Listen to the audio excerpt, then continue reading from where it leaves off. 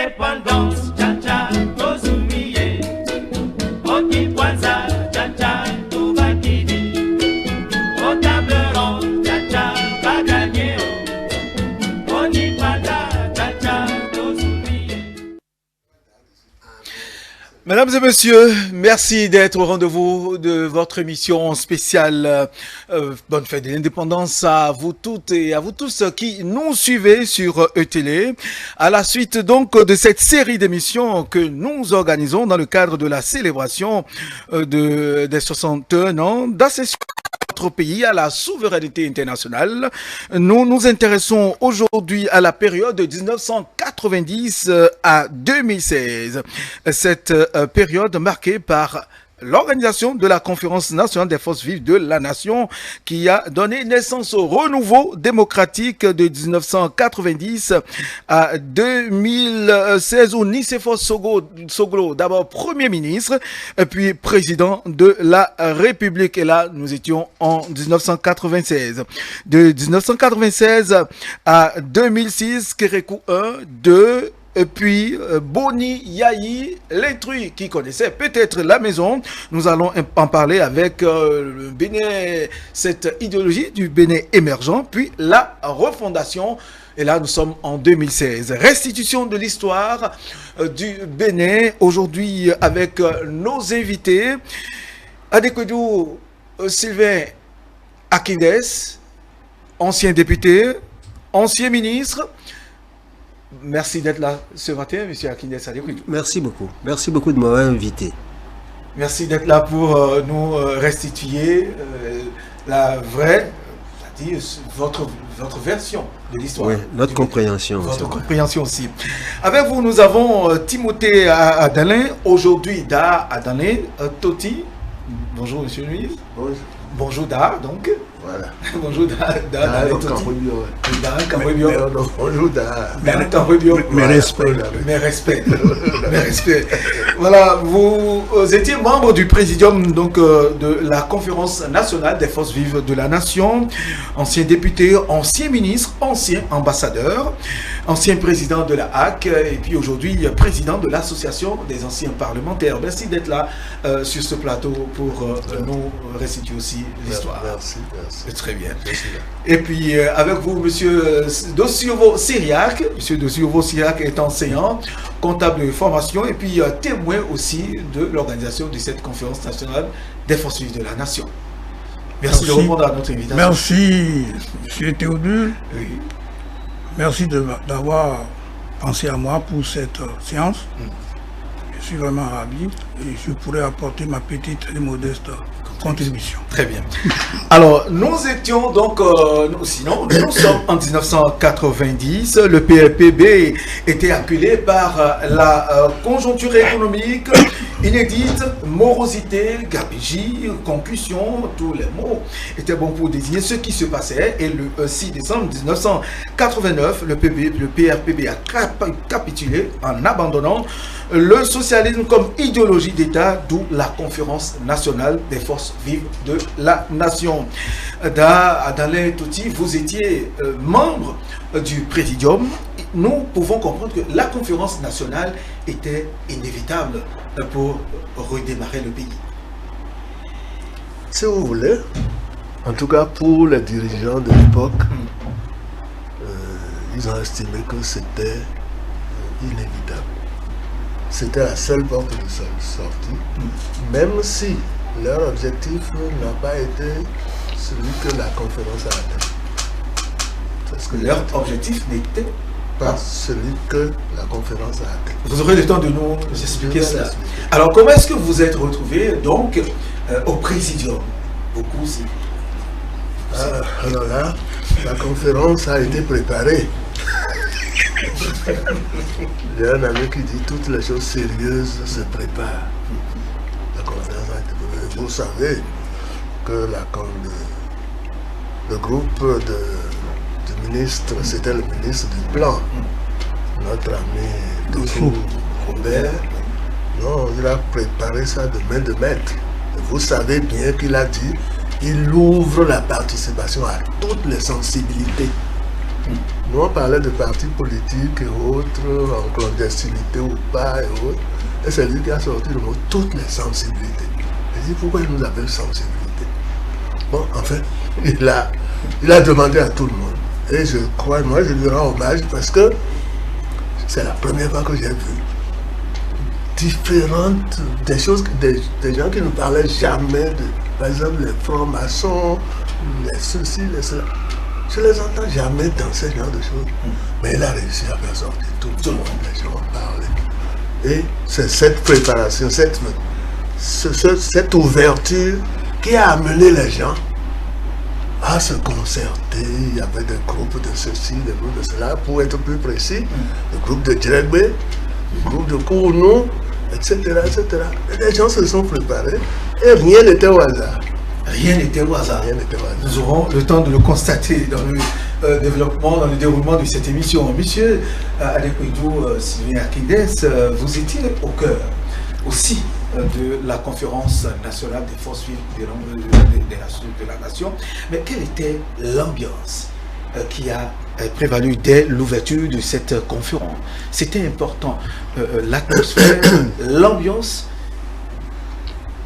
Je pense que le président Adalin était bien placé pour le dire.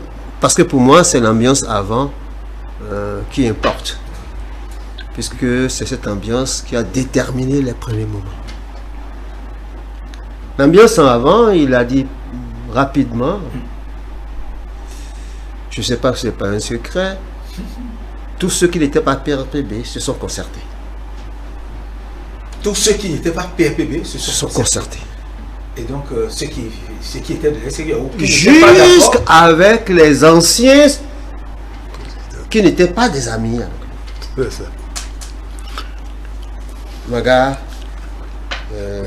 Aomarigbe, Zinsou. On se réunit chez qui il était au Saint-Michel. Dassi. Non. Il était ministre de la fonction publique. Quoi c'est Dassi? La maison blanche là. Ici là. Ouais, Boulois Saint-Michel là. C'est Dassi. C'est Dassi? Sébastien. Alors. Comment dire, les conclusions ont été tirées là. Je ne dis pas que ça a commencé là, mais les conclusions ont tirées là. Conclusion pour l'organisation, pour la participation et les objectifs qu'il faut obtenir. Et là, le seul point de convergence, c'est que la conférence soit souveraine. Puisque sur les autres questions, on n'était pas d'accord tous. Mais pour qu'on soit efficace, il faut qu'on ait un objectif précis. La souveraineté de la conférence. Et les débats ont commencé un peu comme ça. Mais ça n'a pas été vite tranché. Ça n'a pas été vite tranché parce que, j'allais dire les vieux, les anciens nous ont lâchés. Ils nous ont lâchés comment? Qui étaient ces anciens qui vous avaient lâché? J'ai dit tout à l'heure. Les anciens présidents? Oui. Et pourquoi est-ce qu'ils vous avaient lâché? Parce que Kélékou les a chambrés. Ah oui? Kélékou les a chambrés. Et ils viennent et disent, oh non, franchement, il a promis, il va faire. Il m'excuse, c'est comme ça que ça a démarré. Démarré, très bien. Et c'est pour ça qu'après, ce sera bloqué. Bon, nous allons comprendre plus tard, sinon dans le déroulement, les raisons qui ont motivé ce blocage. Si blocage, il y avait. C'est ça. Le fait qu'on n'était pas d'accord pour qu'il fallait la souveraineté de la conférence. Les anciens nous les ont lâchés. Il fallait qu'on se concerte encore pour faire. Heureusement, on avait fait le bon choix.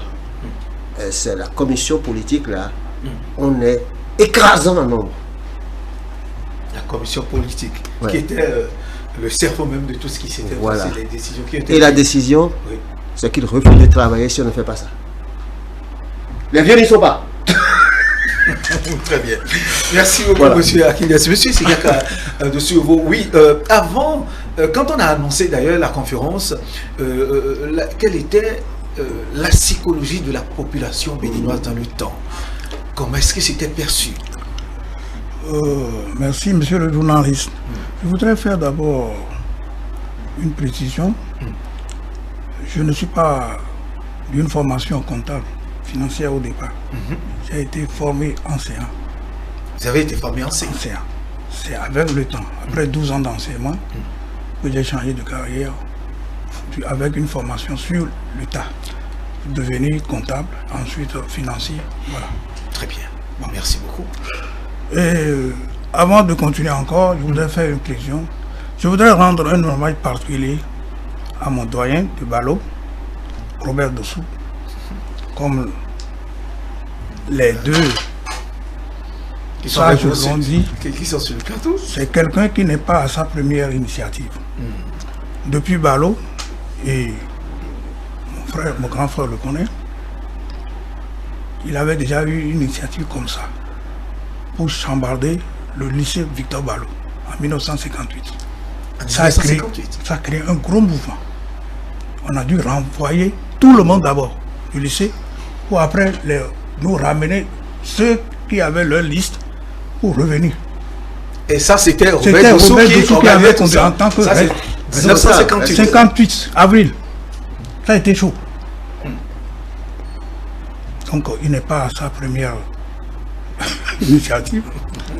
Et je lui rends hommage avec Amassou, le petit frère. Mais du point de vue psychologie, oui, de la population, mais tout le monde était déçu de ce qui se passait. Tout était à terre. Moi, c'est ce que j'ai vu, parce que nous, j'étais au stade de l'amitié, en tant que chef de service administratif et financier. On savait ce qu'on vivait. On savait que la période était devenue dure. C'était que la crispation, dès l'entame de cette conférence. Les activités économiques, là, tout était, comme on dit, à terre.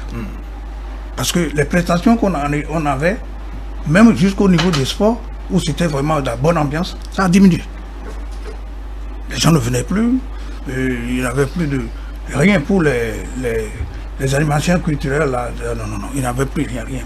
Donc, difficilement les salaires, et ce n'était pas, donc c'est là où je parle de ça, et je crois que c'est sur le plan national. Oui, parlant de psychologie, de l'état d'âme de la population béninoise, oui, il y en avait qui, est-ce qu'il n'y en avait pas qui craignaient beaucoup de choses? Il y avait une crainte, comme on disait, il y avait une peur, une psychose de peur au sein de la population. Oui, mais la peur, c'est que c'est un régime, excusez, je le dis, hein, je suis observateur. Oui. Il avait un régime de dictature pure. Tout le monde avait peur. Parce que si tu levais la main, ben, tu allais passer sous les barbelés. Il y avait tout ça là. Donc on avait peur. Il fallait vraiment le culot que Dossou a eu pour vraiment soulever ce problème. C'est pour ça qu'il dit que je lui rends. Donc vraiment tout le monde, on avait peur, mais on n'avait pas le courage de s'exprimer. Mais tout le monde était là, dans cette psychose, mais on n'arrivait pas à s'exprimer. C'est pourquoi il dit qu'il faut le remercier. Et puis il avait d'autres aussi dans l'ombre. Oui, comme ils ont dit. C'est tellement qu'il avait le soutien. Voilà, tout le monde. Mathieu Kékou, dans le temps, avait le dos. Oui, mais il y avait 6 mois d'arriéré de salaire. Mais quand on veut faire vivre une population, si les salariés ne sont pas payés pour aller au marché pour faire vivre l'économie. Très bien. Donc il y avait tout ça là. Et tout le monde a applaudi alors l'initiative. C'était vraiment un héros de moi qu'on pensait avoir. Mais on en parlera comme tu as dit. Très bien. On savoir exactement ce qui s'est passé et ce qui s'est passé jusqu'à maintenant. Jusqu'à maintenant. Voilà. D'accord, M. Tossio Syriac. Dans les tout petits. Oui. Alors, c'est vrai, au cours du déroulement de cette conférence, il y avait eu plusieurs situations. Vous étiez, puisque vous étiez au président, vous étiez confronté à plusieurs situations que vous aviez gérées grâce au regretté Monseigneur Isidore de Souza. Oui, Isidore de Souza, tout le monde s'interroge. Pourquoi et comment est-ce qu'il a été choisi? Pourquoi l'avoir choisi? Est-ce que c'était parce qu'il était un prélat, c'était un religieux, quel est l'objectif qui vous avait guidé? Ça aurait été quelqu'un d'autre. Je dis, tout a été préparé. C'est ça. Une fois Je dis encore. toujours ça. C'est un débat qui a été fait avant la conférence. Avant la conférence. Oui, oui. On y était allé en sachant que ce serait un religieux. Pas forcément de Sousa, lui. Et lui va nous dire que quand on a demandé à l'église de choisir son représentant, mais ce n'était pas lui. C'était ça. L'intellectuel, monseigneur intellectuel qui, enfin, bouillant, chaud, qui ne pardonnait, qui ne ratait aucune occasion de vous taper. Il était l'aumônier des G6, je l'ai connu moi sous cet angle. C'est lui qui devait venir, paraît-il. Et c'était qui? Monseigneur Robert Sastre. C'était Monseigneur Robert Sastre. Sastre. Mais il paraît, en tout cas Monseigneur de Sousa me l'a réexpliqué, il paraît qu'il avait quelque chose à l'extérieur. C'est ce qu'on m'a expliqué. Et on a dit, bon, ben, dans ce cas, Monseigneur de Sousa m'a expliqué qu'il ne sait pas pourquoi. Les gens commençaient par lui dire, ce ne sera pas toi. En leur sein. En leur sein. Ce ne sera pas toi. Parce que tu es trop bouillant, tu te fâches trop, etc., etc. En tout cas, il m'a expliqué que c'est comme si tout ça a été fait pour attirer son attention sur ce qui ne doit pas être, ce qui ne va pas favoriser la conférence. Donc, il ne sait pas pourquoi on lui dit, mais je ne suis pas candidat, qu'est-ce que ça me dit, ce ne sera pas toi. Mais, puis finalement, ils ont dit que c'est lui. Donc ça, c'est entre eux, ça. Lui, il m'a expliqué que cela, c'est spirituellement qu'il dit, qu'il s'explique que comme le choix de Dieu était lui, on le mettait en garde sur ce qu'il ne doit pas faire. Et qui étaient ces hommes-là? Les curés. Le clergé. Son clergé, c'est l'église, c'est entre eux. Ça. Entre eux toujours, oui. Et que, bon, tout le monde, on lui a interdit, en fait, bah, tu ne dois pas faire ces trucs. Or, celui à qui on pouvait interdire ces choses, pour moi, c'est Sastre. Parce que Sastre, Lui casse. c'est un intellectuel cassant. Casse. Bon, donc, moi, je ne connaissais pas de Sousa. Je ne l'ai pas connu avant la conférence. Donc, on nous l'a amené pour dire le représentant de l'église. Mais nous, dans nos concertations, on dit qu'il faut que ce soit un ecclésiastique. Je vais dire quelque chose. Ah si bon. tu permets. Oui, allez-y, monsieur le ministre. Moi, j'ai regardé comment ça s'est passé. Ah bon. Quand ça allait mal, l'archevêque venait toujours à côté de nous. Elle était toujours accompagnée de De Sousa, C'est ça. qui n'était pas au Bénin, mais qui était en Côte d'Ivoire. Donc pour moi, les contacts étaient noués. Et quand tu l'appelles Dossou Robert, l'arrivée de Dossou Robert au gouvernement n'est pas fortuite. Elle a été pensée pour lui confier une mission, celle qu'il a accomplie, comme vous voyez.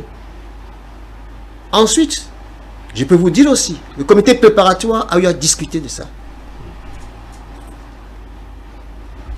On a dit un religieux. Il y avait Sastre, il y avait le pasteur Harry Henry. De l'église protestante. Le débat a donné quoi? Harry Henry est trop mou. Robert Sastre, il est trop dur. Mais De Sousa n'était même pas coadjuteur de Cotonou. Donc on a envoyé Sastre à Rome et à Dimou à Rome. Est-ce vrai? Oh, selon moi. La coïncidence. C'était trop juste. Et c'est celui qui venait tout le temps avec l'archevêque Qui a été choisi. qui a été choisi. pour moi, il n'y avait pas de... Je ne le savais pas. Hein.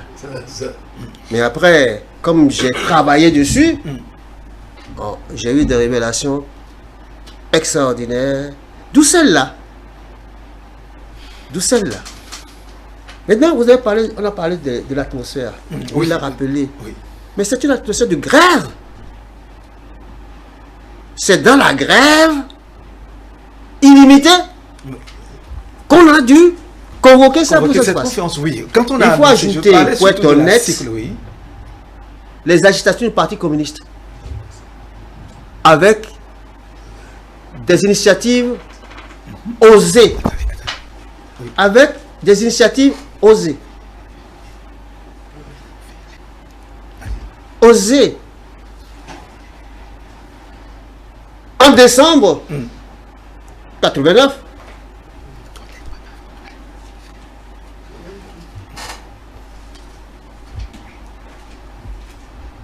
ils avaient fait lapider le président de la République dans la rue de Cotonou. Oui. Jusqu'à l'église Saint-Michel ici. Et je crois que ça a été déterminant dans le Congolo, comme il dit lui-même. Oui, l'ambiance dont je parlais, monsieur le ministre Akide, c'était à l'annonce, c'est-à-dire dès les premiers jours, le démarrage des travaux de cette conférence, le peuple béninois l'avait perçu comment? Quelle analyse?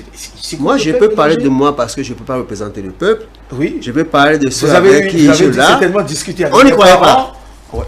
On n'y croyait pas. Donc, on est allé là-bas pour empêcher le pire. Ça a eu des conséquences. Parce que la préparation a été faite à Paris. Le groupe de Versailles, vous avez entendu parler de ça. Ils avaient déjà préparé même la constitution, le bureau, tout ça. Et pour rappel, ce groupe était constitué de qui? De Versailles. C'était qui? Le patron de Fabos Adjovi, Séverin. C'était chez lui, à Paris. Il y avait un représentant de Ebederlin Zissou. Il y avait Poyon Gracien. Je vous donne les têtes de pont, hein. Anzo Glele Maurice. Je m'arrête là. Parce qu'il y a beaucoup d'autres personnes. Et l'autre Anzo. Hein? L'autre Anzo. Adrien. Adrien, lui, il n'était pas là-bas, il n'était pas en France. Il était ici. Il était ici. N'est-ce pas? Il était ici. Très bien. Avant donc de poursuivre les échanges, nous allons suivre l'ouverture même de cette conférence. Comment est-ce que ça a été préparé? C'est juste dans cet élément que nous allons découvrir et revenir sur ce plateau. Mission accomplie, Monsieur le Président de la République, vous invitez son âme.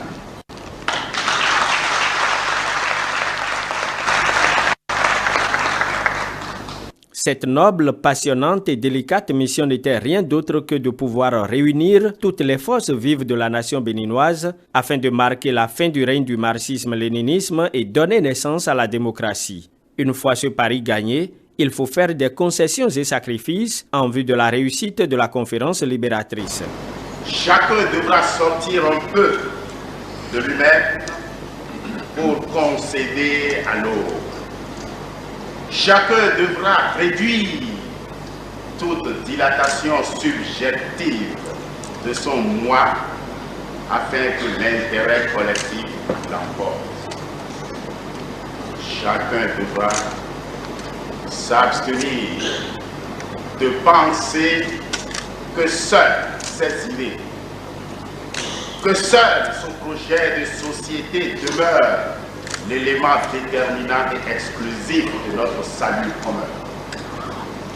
Aussi, voudrions-nous croire qu'en venant dans cette salle, chacun a dû raccrocher au vestiaire tout sentiment d'exclusivité, d'animosité ou de rancœur, de même que tout esprit d'intolérance.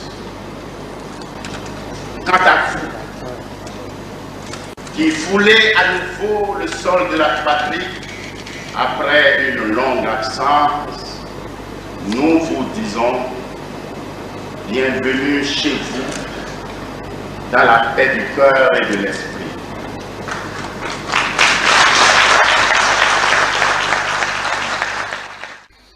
Voilà, c'était donc ce fameux discours d'ouverture.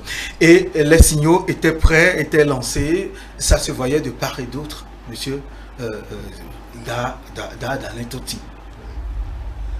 Ben, qu'est-ce que vous voulez que je vous dise? Et qui donnait déjà c'est-à-dire, le visage qu'allait présenter les débats, les clivages. Je crois que les regroupements. vous connaissez le ministre Akines.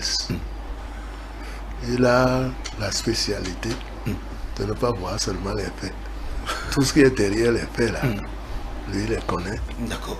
Et il va continuer. Non, il va continuer de nous les servir. D'accord. Parce que on a vu les faits. Mais c'est presque une recherche qu'il fait même pour connaître davantage. Parce que ce qu'il a révélé là, concernant Monseigneur de Souza, concernant les évêques, tout et tout, moi, je ne savais pas. De toutes les façons, je suis arrivé à la conférence représentant donc mon parti politique, ma sensibilité donc. Et je me suis concerté avec des gens et autres, mais je ne savais pas tout ça. Et Monseigneur ne m'a pas dit tout ça. Bref, je compte sur lui pour nous révéler plein de choses. Maintenant, l'ouverture, non, on a c'était comme si le canevas que les délégués devaient suivre était déjà tracé. Mais tout ce qui va se passer, même comment on va élire le présidium, tout ça on connaît. Et ça a été fait. Parce qu'on était tous d'abord dans la salle. Mais malheureusement, ça n'a pas été respecté. Ça a été respecté. Ça a été respecté. Si bien que moi, on m'a proposé, par exemple, pour aller à ceci, pour aller à tel poste et autres, je savais le poste que je devais avoir. Mais c'est comme ça. Et tout ça a été fait. Donc, bon. Maintenant, où est-ce que ça a été fait? Je ne peux pas dire que je connais tout. Mais Akines, lui, il est capable de vous révéler beaucoup de choses. Bref, nous avons commencé, moi je me suis retrouvé au présidium, pas par hasard, n'est-ce pas? Mon ami Dossou Léopold, vice-président de la conférence, je ne sais pas s'il l'a cité tout à l'heure, mais il a dirigé la grève de l'université, des professeurs d'université, qui a dit, nous ne voulons plus même les salaires. Nous voulons le départ de Kérékou. Non, c'était clair. Il a fait, non pas une grève ordinaire, mais la grève s'est déclarée politique. C'est pas on ne voulait pas les salaires, on ne veut plus. Donc c'est très sérieux. Très bien. Donc, quand il s'est retrouvé vice-président, c'est pas par hasard. Ça a été décidé. Et c'est tout ce qui devait. Donc, on s'est retrouvé là. Et dès qu'on s'est retrouvé, il fallait se concerter. Et c'est là que Monseigneur de Souza, il nous prend. Lui n'était pas forcément. Moi, je ne sais pas. Je ne sais pas s'il était de toutes les concertations pour savoir qui sont ceux qui vont l'entourer. Mais, quand on nous a constitués, bon, Monseigneur de Souza, on a organisé donc le bureau où on doit se concerter. Donc tout ça aussi a été organisé et c'est là qu'il a commencé, comment il entend les choses, on a commencé à discuter. Bref, on a commencé et les débats généraux, tout ce qui s'est passé. Et là, je dis aussi, on aura tout à l'heure à le dire, lui, même s'il ne le dit pas, je le dirai, ses interventions, lui. Au cours de la conférence. Pendant le début même, tous les trucs. Non, enfin... chacun a fait valoir ce qu'il est. Oui, très bien. Et nous avons fait avec. Alors, monsieur le ministre Akinde Sadekpedjou, est-ce que pour gagner du temps, puisque nous devons évoluer dans la conférence a-t-elle ses objectifs réellement? Vous savez, j'ai été très critique par rapport à la conférence, par rapport aux résultats. Parce qu'il s'est passé des choses importantes. Je suis allé chercher toutes les archives. Je les ai consultées.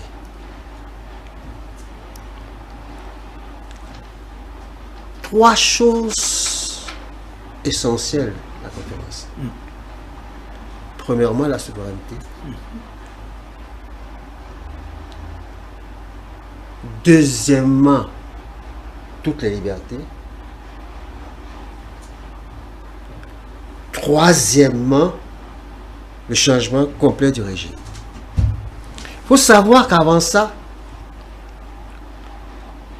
le plan c'était d'avoir un premier ministre pour saupoudrer. Et c'est maître Adrien Roubeji qui était prévu pour être le premier ministre, justement. de Kérékou. Et qu'est-ce qui s'était passé? Ben, il est venu au Bénin dans un avion de Bongo. Et Bongo voulait de renvoyer les Béninois du Gabon. Comment être venu là-bas pour être le ministre? C'était la seule raison. C'était ou l'une des raisons. C'est la raison que nous avons agité, nous, pour que ça marche. D'accord. C'était ça. Pour que ça marche. Oui. En plus, il n'était pas connu dans la lutte d'ici. Pas connu dans la lutte ici. Donc, il ne s'est même pas présenté. On va revenir là-dessus. La deuxième chose, je pense qu'il y a eu une manœuvre. La commission qu'on appelle la commission des lois constitutionnelles, là, ça n'a pas été décidé encore en assemblée plénière. Le débat a eu lieu à la conférence politique. Et comme il y a des gens qui avaient préparé ça, on leur a confié de faire. Quand la commission a présenté son rapport, il y a eu discussion dure. Et Monseigneur a suspendu la discussion. Et a dit qu'il va se concerter avec le sous-comité là.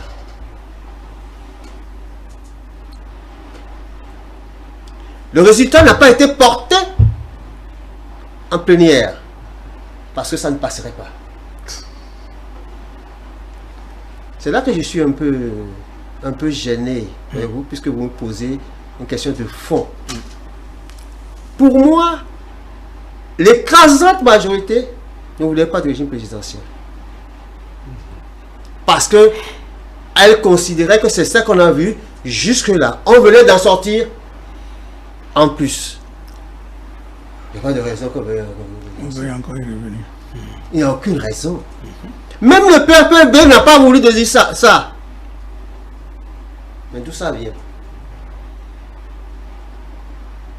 On va voir ce qui est venu après. La deuxième chose, la dernière chose, qui était portée par la délégation venue du nord et du centre. Le développement national équilibré. Qui a débouché sur la notion de décentralisation et l'Assemblée nationale et des assemblées départementales. Départementales, c'est ça. Dans l'application, on n'a plus jamais entendu parler. Or, je vais un peu très loin là. Or, le développement, on dit toujours ça va être local, etc. Et dans tous les régimes avant, il y avait toujours une assemblée du département. Très bien. La conférence... c'est pour ça que les résultats pour moi... Ah oui. Bon, c'est mitigé. Mitigé. Il y avait déjà des raisons, il y avait déjà des intentions précises. Oui. Y avait-il des conclusions, des concertations ou c'était des compromissions, c'est-à-dire la conférence même. Parce qu'on a eu dit que le rapport final lu par le regretté mémoire Albert Ivoire n'était pas ce qui était préparé, ce qui était retenu, ce que les délégués avaient retenu. Et qu'il y a mis fortement du sien. Bon, si vous me donnez la parole sur cette question, Thévois a préparé seul son rapport. Et pourquoi? C'est son style. Et nous, du Présidium, on s'attendait à adopter le rapport comme on allait lire à l'Assemblée. Je suis le seul à avoir reçu, et il m'a dit que c'est par amitié pour moi avoir reçu copie. Je n'ai pas pu lire avant qu'il présente. Pourquoi? Parce que c'est comme ça que lui conçoit. C'est tout. Il est seul à connaître le contenu de son rapport. C'est pas un rapport qui a été même adopté par le Présidium. Je dis. Mais les délégués l'avaient applaudi. Mais il a commencé, puis il a épaté tout le monde, on a applaudi, etc. C'est tout. Si vous permettez, je vais ajouter un détail important. Oui. Une confidence. Tu vois, je voulais être le Premier ministre.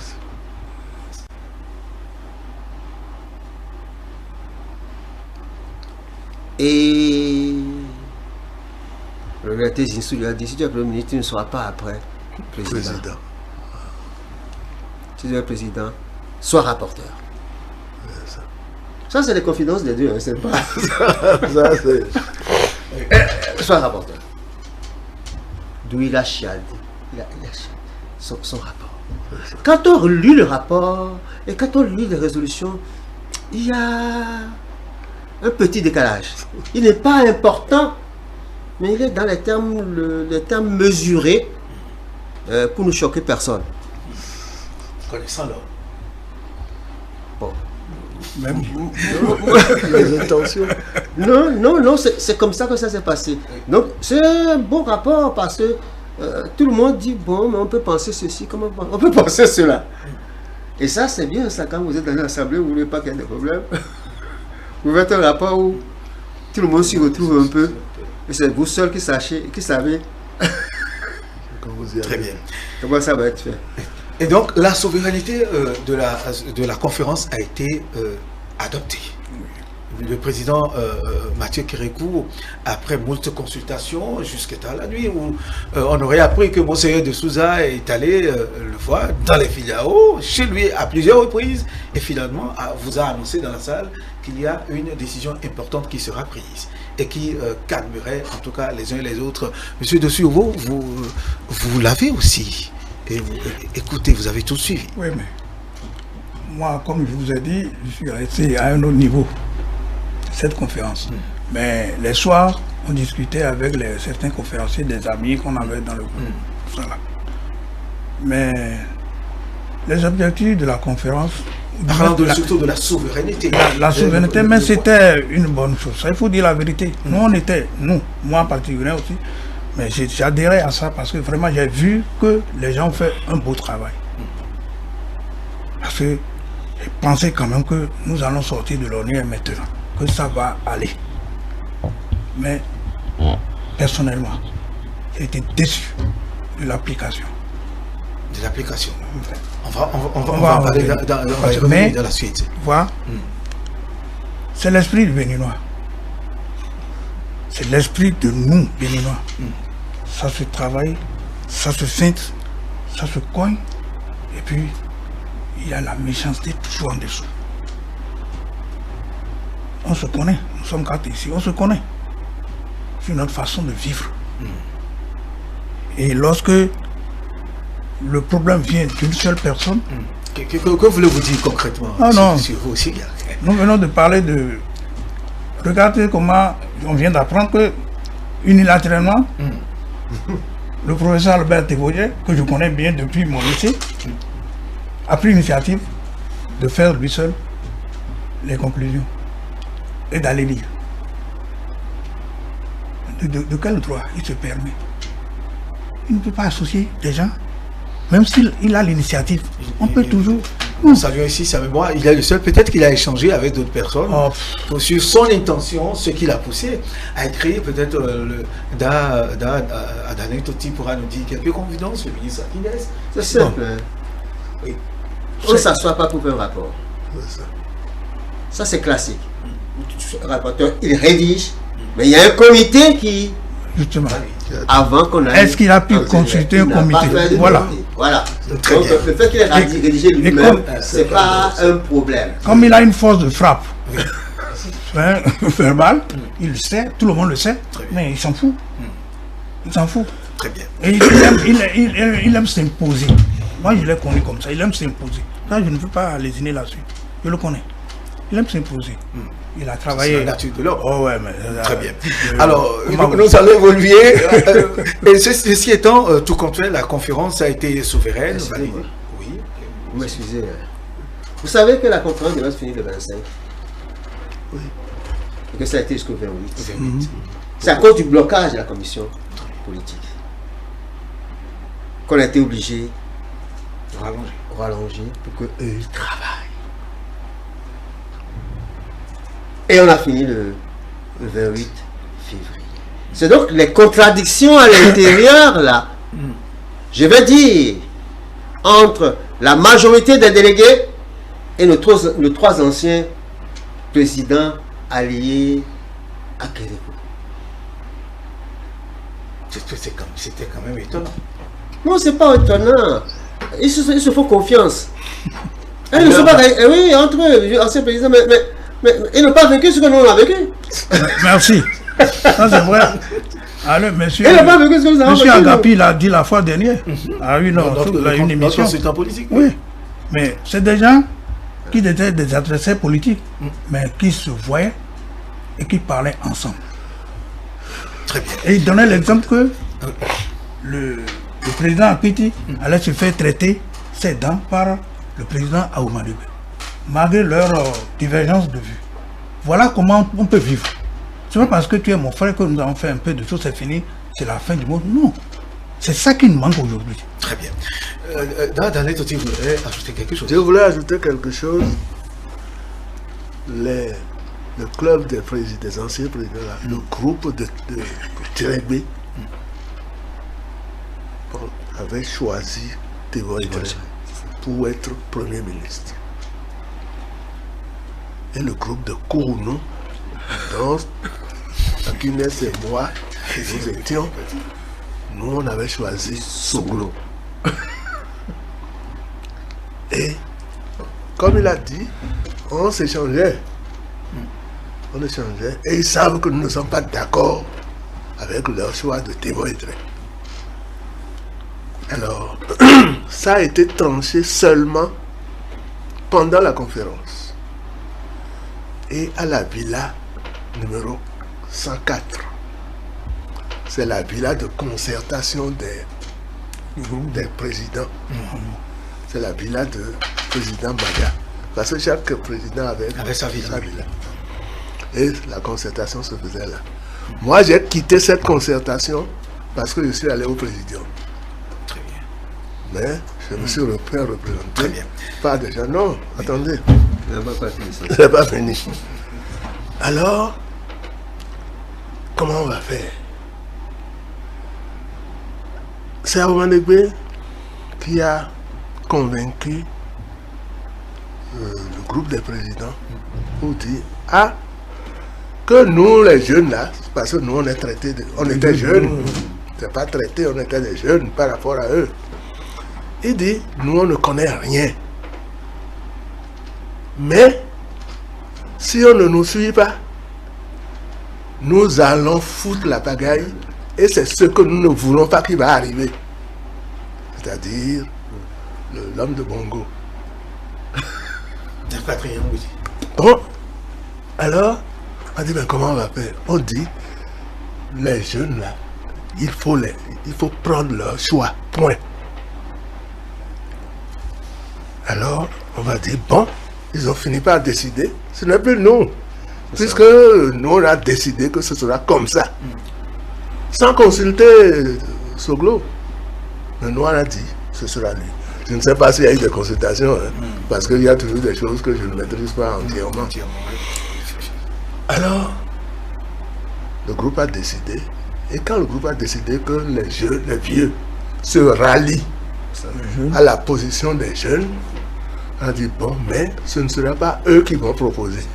C'est-à-dire, ce n'est pas nous les jeunes là qui allons proposer Soglo. Et on a dit que c'est quelqu'un qui va le proposer. Quelqu'un qui est de leur groupe. Alors, donc, ça a été décidé. Moi, je recevais les décisions de là-bas. Au président, là, je recevais les décisions. Et j'ai été chargé d'appeler Soglo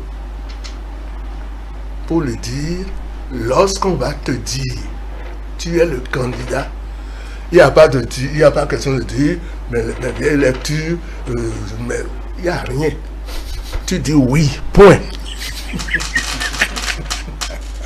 Donc, c'est ce que tu vas faire. Et c'est du présidium que je suis resté au présidium là. Je me suis levé et je l'ai fait appeler.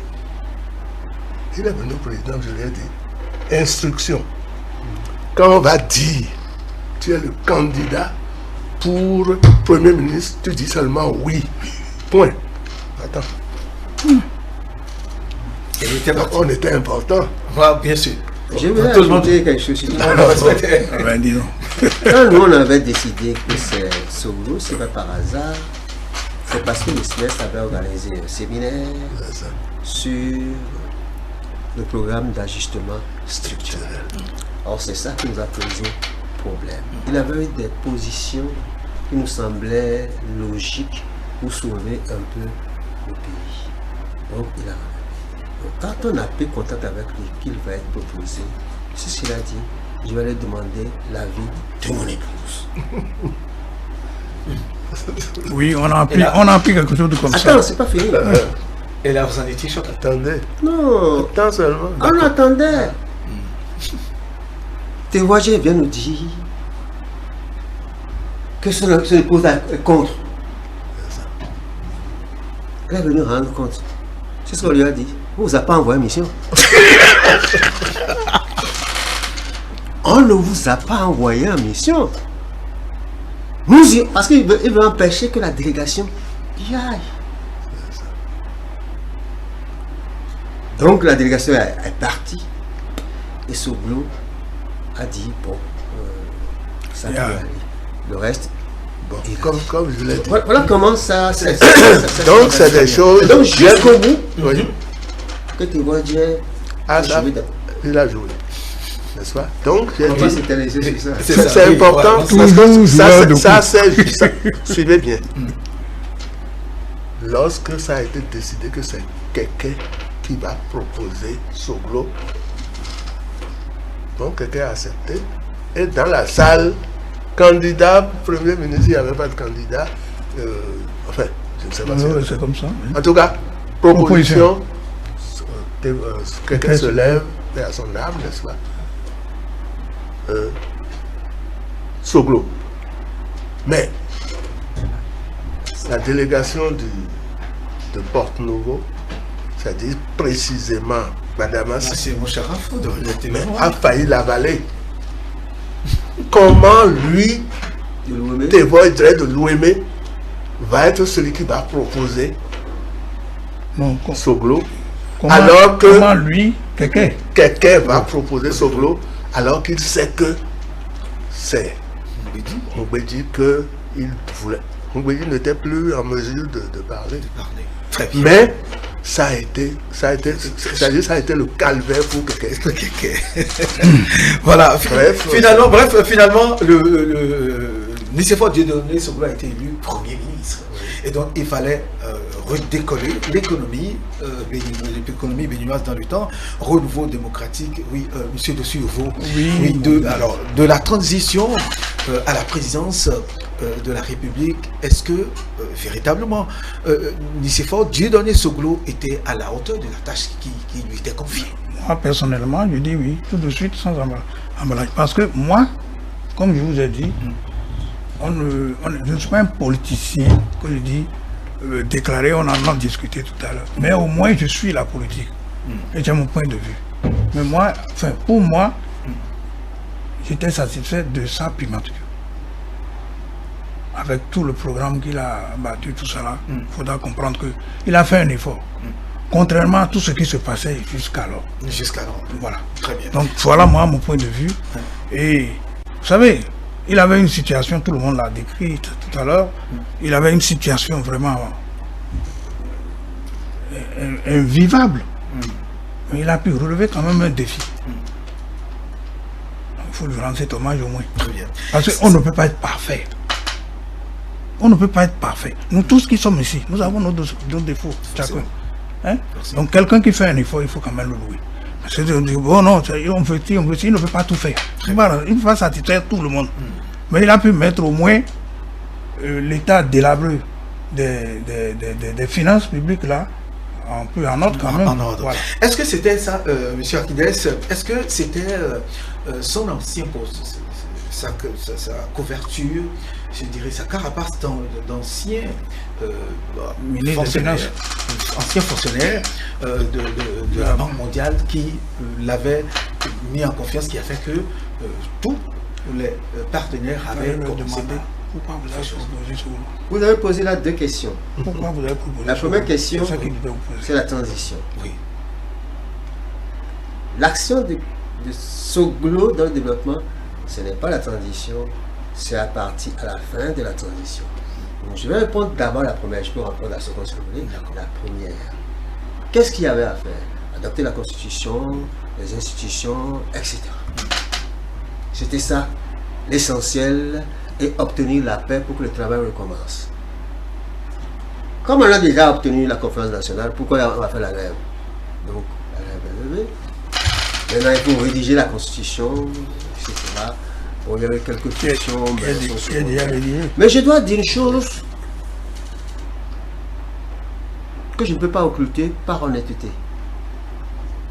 Beaucoup de gens voulaient être président de la République. Donc, quand on a dit que c'est Soglo, ils sont concertés avec lui. Et la conclusion, c'est qu'ils ne sont pas candidats à la présidence de la République ensuite. Sinon, il va manipuler la transition pour pouvoir gagner les élections. Les élections, c'est ça qui s'est passé. C'est ça qui s'est passé. Non, c'est ça qui s'est passé. C'est ça qui s'est passé. Vous n'avez aucune preuve. Seul Soglo pouvait aussi le témoigner. Pardon? Le président Nicéphore Soglo. Il ne faut pas le dire. Ah, d'accord. Qu'est-ce que tu dis? Quoi? Peut-être lui seul pouvait nous dire véritablement, comme vous soutenez que c'était ce qui s'est passé, les résultats ont été très patouillés. Je n'ai pas parlé de ça. Pas encore. Moi, je n'ai pas parlé de ça du tout. Hein. D'accord. Je n'ai pas parlé de ça du tout. Moi, j'ai dit tout simplement qu'ils se sont entendus. Et c'est pour ça, quand il a commencé à avoir problème, Messa a quitté son cabinet. Parce que Messa était avec lui au cabinet. Moïse Messa? Oui. Parce qu'il projetait d'être candidat à la présidence en comptant sur le groupe d'Arwanébé. Je ne vais pas entrer dans ces détails parce que ça fait des choses extraordinaires à ce moment-là. Donc, Soglo, pour l'essentiel, il l'a fait. N'est-ce pas? Il a fait un peu plus pour être dans de meilleures conditions. Lui, il est là d'ailleurs. Pour être élu. C'est ça. Voilà. Donc, je considère que on ne peut pas lui reprocher ce qui s'est passé pendant cette période-là.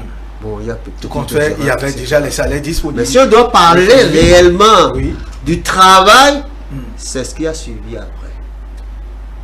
C'est-à-dire, quand il a été élu président.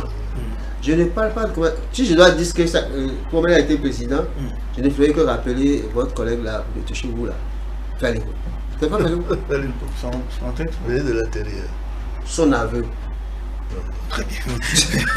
Bon, merci. Je crois qu'on n'a pas attiré l'attention sur la transition sur quelque chose de très important. Le Conseil de la République. C'est ça, oui, bien sûr. C'était l'Assemblée. C'était l'Assemblée, c'était la Cour constitutionnelle, c'était la commission électorale, tout. Ça a été constitué de qui? Du présidium et du président et du rapporteur des différentes commissions.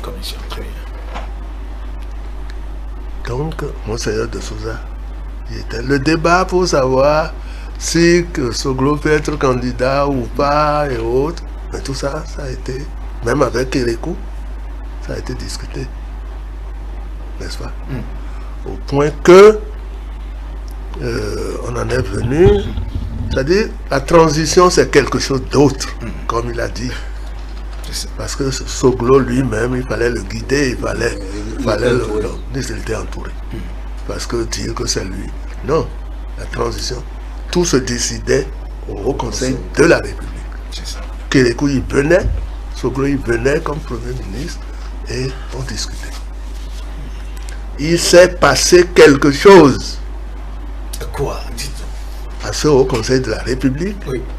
le débat, lorsque le débat a été fait, ou du moins la question a été posée de dire est-ce que le Premier ministre peut être candidat?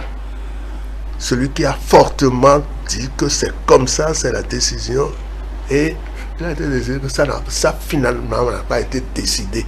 Ça a été évoqué dans la commission politique, mais ça ne fait plus partie des décisions de la conférence nationale. Et moi, j'ai eu personnellement, je m'excuse de parler de certaines choses, j'ai eu un problème avec le président Zinsou. Parce que le président Zinsou aussi, mais c'est les férus qui doivent être candidats. N'est-ce pas? Et lui, rien ne devait l'empêcher. Donc il est arrivé à la conférence là, au Conseil de la République, que le président... Il n'est pas membre d'un conseil. Bien sûr. Ah bon, d'accord. Tous les anciens présidents étaient là-dedans. Je n'ai pas cité ça, c'est pour ça que Eh non, tous les anciens présidents étaient... Enfin, je n'ai pas cité en effet. Tous les anciens présidents étaient membres du Haut Conseil de la République.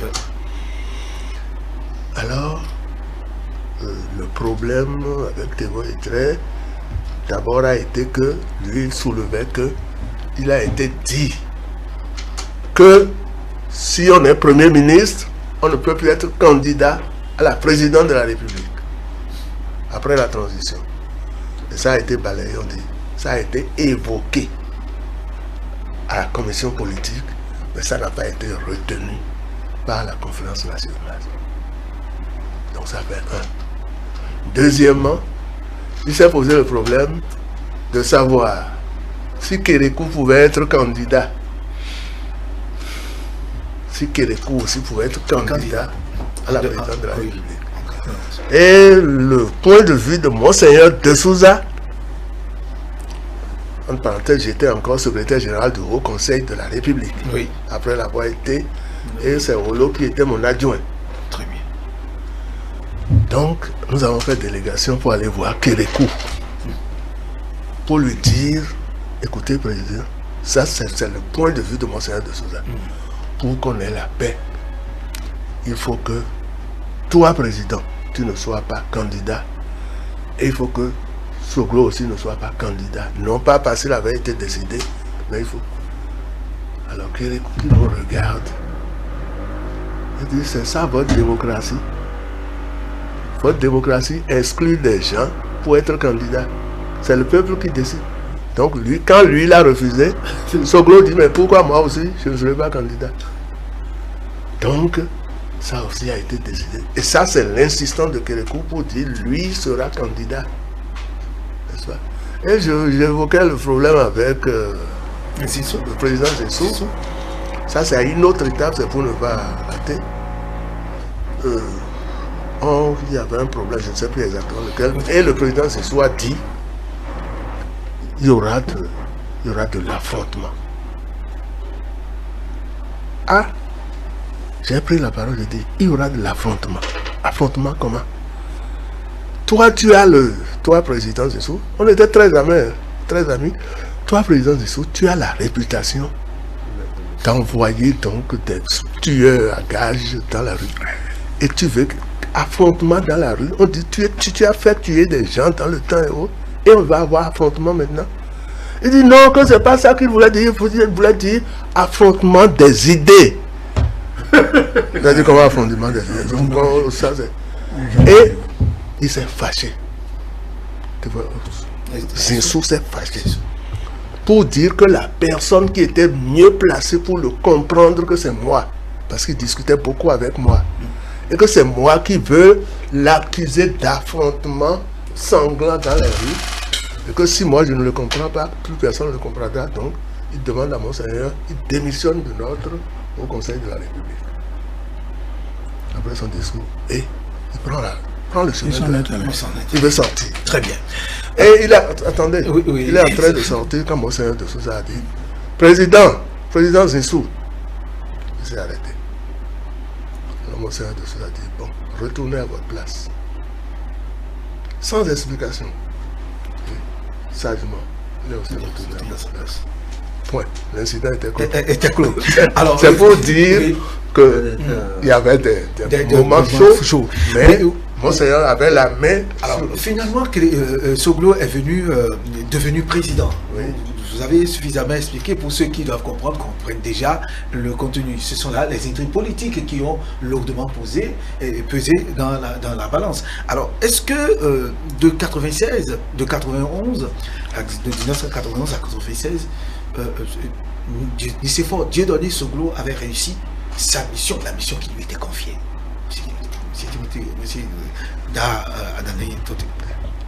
Bon, l'une des choses qui n'ont pas marché, c'est à la formation du gouvernement, même déjà depuis la transition.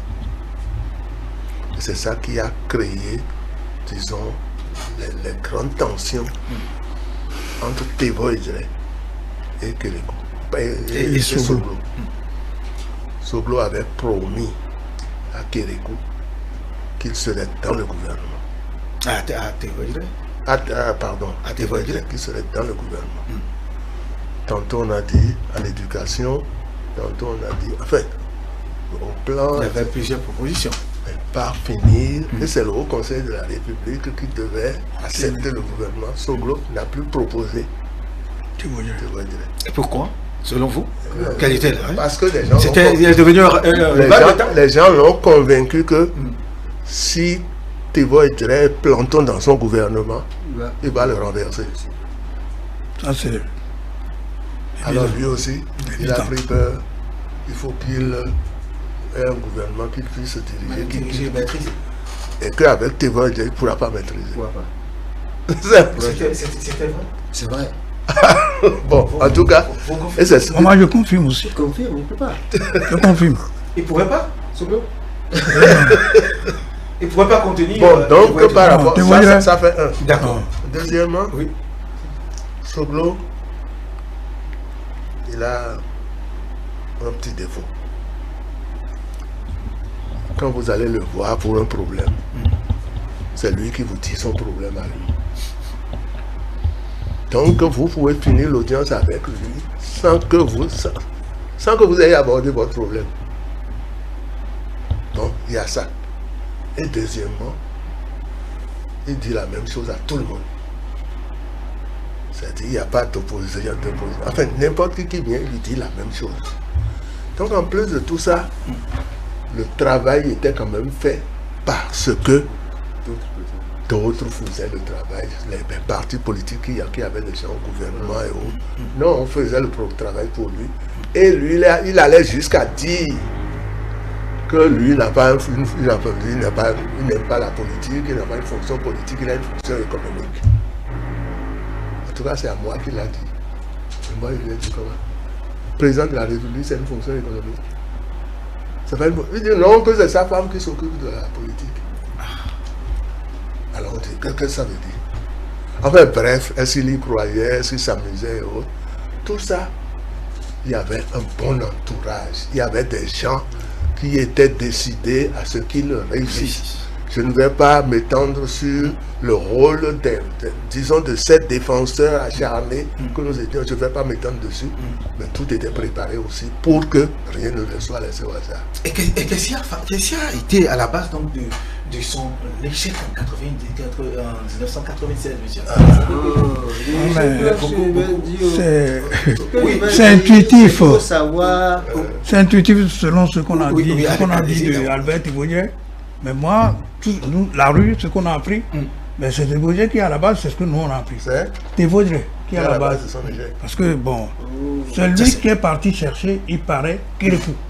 Oui, mais il y a, pour quelle raison? Pour le propos. Mais, tu sais, la rancœur d'avance, le Béninois que nous sommes, il faut le dire. Dans la rue, pour le commun. Autre chose là. C'est ça. En fait, Soglo n'est pas un homme politique. Il ne s'est pas rassemblé. Il tente toujours de diviser. Dans le temps. Bon, c'était. Kérékou aussi c'était pareil. C'est l'homme Mais politique. non, Est-ce qu'il fallait lui en Kérékou vouloir, était pareil, Ah, d'accord. mais bon. plus Souple. plus rusé pour ça. Vous savez, lorsque en 81 on faisait les élections présidentielles, au second tour, tous les autres candidats ont soutenu le Kérékou, sauf Amoussou et Oumbeji. Sauf Amoussou et Oumbeji. Or, la plupart de ces personnes-là ont travaillé avec Kérékou pendant la transition. Certains déçus par la manière dont il a fait. Certains, d'après ce qu'ils ont dit, déçus pour le fait qu'il est candidat. Et d'autres, déçus, vous m'excusez, parce qu'ils considèrent que nous ne travaillons pas assez. C'est ce qu'on m'a dit. Ensuite, je considère, je lui ai dit plusieurs fois, qu'il est un haineux, vindicatif, et à tort contre Kérékou. Parce que l'autre se taisait. Il disait rien. Il ne faut pas attaquer quelqu'un qui dit rien et qui fait rien. Parce qu'il se fait des amis comme ça, qui trouvent que vous exagérez. Mais il faut savoir que Kérékou savait qu'elle allait revenir en 96. Il avait déjà pris des contacts. Et Kérékou ou bien tous ceux qui l'entouraient, tous ceux qui étaient déçus de la gestion de... Attends d'abord, il faut d'abord que lui-même il ait une idée bien précise. On avait eu dit que oui, l'une des raisons de l'échec du président Nicéphore Soglo, c'était la poussée trop portée vers sa famille. C'est vers madame que nous saluons madame Odile Soglo, sa mémoire aujourd'hui. Oui, c'était sa femme, ou rien qui consultait, c'était madame qui dirigeait, c'était la famille. Je ne peux pas dire ça. C'est la rue. Elle a une influence certaine. Mais elle ne gère pas le pays. Attention. Tout à fait. Elle ne gère pas le pays. Elle n'est pas ministre des Finances. Elle n'est pas ministre du Plan. Elle n'est pas ministre de la Justice. Elle ne peut pas donner des ordres à ces gens-là. Même pas. Donc, c'est relatif. C'est vraiment relatif. C'est parce que Soglo, il en a voulu à Kérékou au point où tous ceux qui étaient du Nord ne voulaient pas les entendre parler. Mais pourtant, il a développé, il a beaucoup travaillé dans le Nord. La voie, la RN numéro 2 ou 3, en tout cas Cotonou, Parakou, mais Soglo y a travaillé. Soglo a véritablement travaillé dans le Nord. Et il était vraiment... Je ne parle pas du travail. On parle de relations sociales. Avec les hommes. Avec les hommes. Les gens du socialisme. C'est ça qui a fait que tous les cadres du Nord ont fait le phare à la fin. Ça n'existait pas. Ça n'existait pas. Avec évidemment le coup de pouce donné par Kérékou. Mais la gestion qu'il a eue de ça, des relations avec les groupes du Nord, ont créé une concentration des amitiés sur Kérékou. Deuxièmement, Ces histoires déjà, avec le bon, avec Messa, avec Mbedi, avec Tevoidjre, avec un certain nombre de personnes, il avait créé, je ne sais pas si avec lui aussi, j'en sais rien. Alors l'autre raison que les gens... Oui, donc il avait déjà créé des comment on appelle ça là, des déceptions immenses. Conséquence, tout ça Tout Soglo. Et là, au cours de la... Ça, il y avait donc... Voilà, toujours. Alors, il y a aussi, au cours de l'organisation de la conférence de la francophonie, il y avait ce jour, Nicéphore Dieudonné Soglo avait prononcé un discours qui toisait devant Jacques Chirac, qui mettait à mal le président Mathieu Kékou étant présent à cette cérémonie. Certains ont dit que c'était foutu. Bon, c'était malheureux. C'est malencontreux. Malheureux. Et c'était ça qui avait... Non, c'est pas tout. C'est pas tout. Non, moi je crois que dans le fond, oui. Il a dit que Soglo n'était pas politique. Mais il voulait appliquer les habitudes, les canons donc de l'organisation de la vie politique. Et entre autres, on a organisé les élections législatives. N'est-ce pas? C'est le deuxième mandat, nous parlons de deuxième mandat. On a organisé les élections législatives. Et il a cru qu'il lui était loisible de dire si un ministre, un ancien ministre, n'est pas élu, il quitte le gouvernement. C'est comme ça que pour lui, tu dois quitter le gouvernement.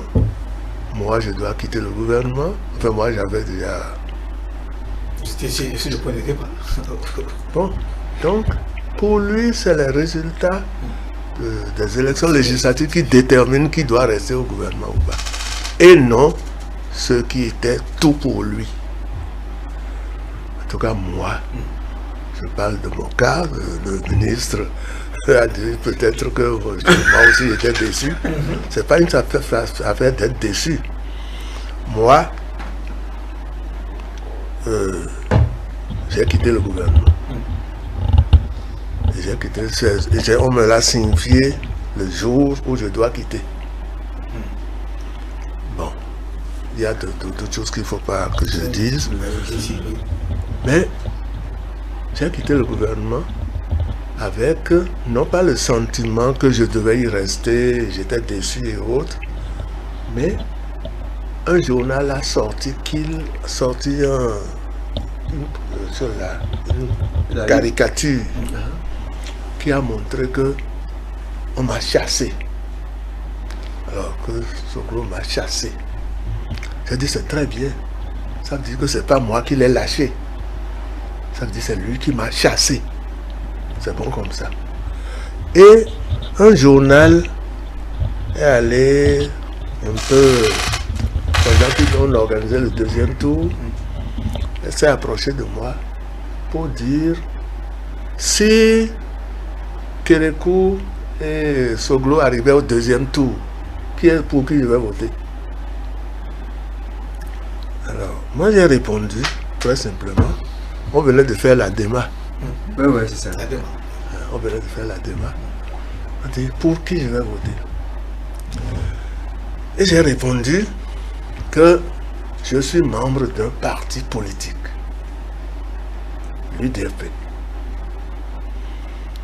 Que l'UDFP va travailler au sein de l'ADEMA pour faire triompher, enfin, celui en qui j'aurais confiance. Deuxièmement, l'ADEMA va décider, en fait, pour qui nous allons voter. Et je vais voter pour le choix de l'ADEMA. Parce que je ne peux pas être dans un ensemble et faire autre chose. Donc j'obéis d'abord à mon parti qui va jouer de tout son poids dans l'ensemble où nous sommes, qui a présenté un candidat, Amos Bruno. Donc, je vote premier tour pour Amos Bruno. J'ai fait campagne partout sur l'homme d'Amos Bruno avec lui. On était tous, Amos Bruno n'était pas président de l'ADEMA, c'est Akindes qui est président de l'ADEMA. Amos Bruno était comme moi, vice-président de l'ADEMA. Tous les chefs de parti étaient vice-présidents. Donc, il s'est présenté, c'est lui le candidat, et j'ai répondu ça. Le président Soglo, il est encore vivant. Il m'a fait appeler pour dire, mais il y a quelque chose qu'il ne comprend pas. Je dis, qu'est-ce que vous ne comprenez pas, président? Il dit, on me demande si je suis si je suis entre Kérékou et lui, pour qui je vais voter. Et que je dis je vais voter pour partir, etc., etc. Je ne dis pas les yeux fermés que je vais voter pour Soglo. J'ai un témoin. Parce qu'on n'était pas seul. Malheureusement, il vient de mourir. C'est celui-là. L'homme qui était à l'Umoal. Je ne sais pas pourquoi. Adjalon. Oui, Amédé. Il était là. Il a assisté à l'entretien. Et donc, il ne comprend pas que je n'ai pas dit que je vais voter les yeux fermés pour Kérékou, pour Soglo. Et je lui ai dit, mais président, comment vous pouvez dire ça? Moi, Kérékou m'aurait tué avant même que tu sois arrivé dans ce pays. Parce que ouvertement, moi je me déclarais, on m'appelait anti-révolutionnaire, tout ce qu'on dit. J'ai déclenché la grève contre lui pour dire il faut qu'il démissionne. Alors de deux choses, l'une, où c'est moi qui l'emporte et il s'en va, ou c'est lui qui m'emporte et il fait de moi ce que je veux. Et c'est lui qui l'a emporté, mais il ne m'a pas tué. Mais moi, je ne t'ai rien fait, président. On se tutoyait. Je ne t'ai rien fait, président. Mais on a dit ici que quelqu'un a tenté de me tuer. Et tu ne m'as même pas appelé pour savoir ce qui s'est passé. Et moi, c'était parce qu'on a dit il faut que tout le monde vienne à la rivière. Et mon parti a dit il n'est pas question d'aller à la rivière. Et c'est ça que tu n'as pas besoin donc de rivière avant donc de réussir. Et tu ne peux pas nous traiter comme des gens qui vont à la rivière. Et moi, on a failli me tuer. J'ai crié, ça a été... Et tu ne m'as même pas appelé pour savoir qu'est-ce qui s'est passé. Qu'est-ce que je t'ai fait pour que toi, tu acceptes comme me tue? Parce que finalement, les gens ont dit que c'est toi qui as envoyé me tuer. Je sais que tu n'as pas envoyé me tuer.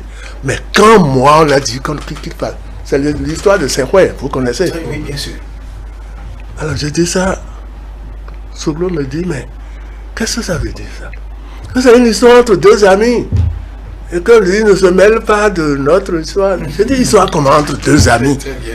Deux de tes ministres. Très bien. Et puis tu dis que je devais voter les yeux fermés pour toi. Non, je n'ai pas dit non plus que je vote les yeux fermés pour Kérékou. J'ai dit, je voterai, parce que je suis un homme politique, je voterai pour le choix de mon alliance. Et c'est ce que j'ai fait. Très bien. Voilà, merci à vous donc Adalin Toti pour ces explications. Nous allons à présent passer à l'autre période, la période de 1996 à 2006, la période des 10 ans du général Mathieu Kérékou. Oui, le ministre Akindes Adékwédou, vous étiez donc au cœur de cette période. Les 10 ans, comment l'avez-vous géré avec le général? Je dirais comment je l'ai vécu. Parce que j'ai rien géré. En fait, j'en ai gardé un souvenir agréable et aigre. Agréable parce que ça m'a permis de toucher du doigt les véritables problèmes du pays. et les véritables motivations des uns et des autres. À nouveau, véritable Motivation des uns et vous des les avez autres connus en cas de au 80. niveau, parce que là j'étais dans l'exécutif. C'est différent. C'est différent. C'est différent. Maintenant, ce que j'ai gardé de Kérékou, c'est pas beaucoup de choses. Premièrement, il veut absolument qu'on ne lui colle pas l'étiquette de dictateur. Et donc il était revenu corriger les choses, c'est ça? Il avait l'intention de corriger. Il le disait, cette fausse non? image. Je sais que la constitution a été faite pour moi. Ils ne me connaissent pas. Ils pensaient que j'allais dire non. Voilà. En gros, tout ce qu'il a pu faire pendant cette période avait cette orientation. Pendant une bonne période en tout cas. Au point où moi j'ai estimé qu'il était devenu laxiste. Je suis syndicaliste, hein, je vais parler des syndicats. Pendant cette période-là, vous voyez les syndicats dire je vous donne ultimatum. Si on ne le fait pas demain, voilà. Mais tout le temps. J'ai fait le point. Oh là là. Oh là là. Et c'est la première fois qu'on a vu un gouvernement s'asseoir avec les syndicats et déterminer tout un truc à faire. Mais tout ça, c'est pour satisfaire qui? Les agents permanents de l'État. C'est-à-dire que... Ils voulaient gagner leur sympathie à présent, c'était ça? Bon, peut-être, parce que moi, quand j'ai quitté ça, là, je me suis dit, mon Dieu, nous avons un état de fonctionnaires. Parce que lorsque le pays bouge, c'est les fonctionnaires. Il faut régler les problèmes matériels. Il faut demander tout ce qu'ils veulent. Et ça m'a posé un problème, moi, parce que j'ai fait quand même du syndicalisme. De l'autre côté, c'est l'enfoncement n'est pas bon. Ceci, cela. Là, c'est toujours des problèmes matériels. C'est à qui fera le plus de démagogie qui donne le plus de choses. Conséquences. Conséquences. On fait des listes comme ça de revendications pour afin de conquérir que deux. Dans la tactique réellement pour faire passer, tu dis deux tellement importants qu'on ne peut pas dire non. Mais on fait tellement après. J'ai été au gouvernement. Ça entraîne la corruptibilité totale des responsables syndicalistes. Je dis bien totale. Il n'y a pas une seule exception parmi eux qui n'était pas comme. Parce que Kérékou voulait être démocrate, parce qu'il sait ce que les travailleurs ont fait pour qu'il. La deuxième observation que j'ai eu à faire, l'illusion sur le développement. C'était la période où on aurait créé les zones franches industrielles. Et où n'importe qui vient, je vais faire ceci, ça, créer un emploi, etc. 20 ans après, rien. C'était complètement bouclé. Vous savez que l'aéroport de Glodjibé, le plan était adopté. C'était déjà bouclé. Aujourd'hui, on en parle encore. Il y a un certain nombre, quand j'ai regardé le défilé des investisseurs, est-ce qu'il en est sorti? C'est nul. Donc je considère que Kérékou a une vision idéaliste du développement, mais surtout qu'ils étaient diminués par les exigences. Non, Banque mondiale, Fonds monétaire international. Donc la réflexion pour aller au-delà de ça était bloquée parce qu'il l'avait fait pendant la Révolution. Il ne voulait pas reconnaître. Mais il avait autour de lui des cadres rompus qui étaient des années avant 90, qui militaient, des syndicalistes. Ce que vous ne savez pas maintenant, que j'ai découvert. Oui. Les cadres, si la Banque mondiale fait ceci, il va le faire. Et il a dit que c'est bon pour son pays. C'était pas comme ça au début. Les cadres avant critiquaient ce qu'on amenait à faire la place. Maintenant, ça ne se fait plus. Et on est content de dire la Banque mondiale a donné l'accord, la Banque mondiale a dit ceci, cela. Mais c'est des hommes qui sont là-bas. C'est un système. C'est des cadres qui ne sont pas plus valables que ceux qui sont là. Et pourquoi on ne peut pas remettre ça en cause? Est-ce qu'ils avaient cette force de remettre en cause ces décisions de la Banque mondiale? Vous savez, c'est le haut sommet, les grandes nations qui décident. Non, je ne justifie pas ces refus. Je ne dis pas que vous justifiez quoi que ce soit. La seule exception que j'ai trouvée, elle est malheureuse. C'est par rapport à son accord. La Banque mondiale a exigé que la majorité absolue appartienne à un opérateur étranger. Pour une fois, le gouvernement a dit non. Nous allons donner aux travailleurs, nous allons donner aux investisseurs nationaux, et puis ils pourront s'associer à un opérateur étranger. Ça leur permet d'avoir 55%.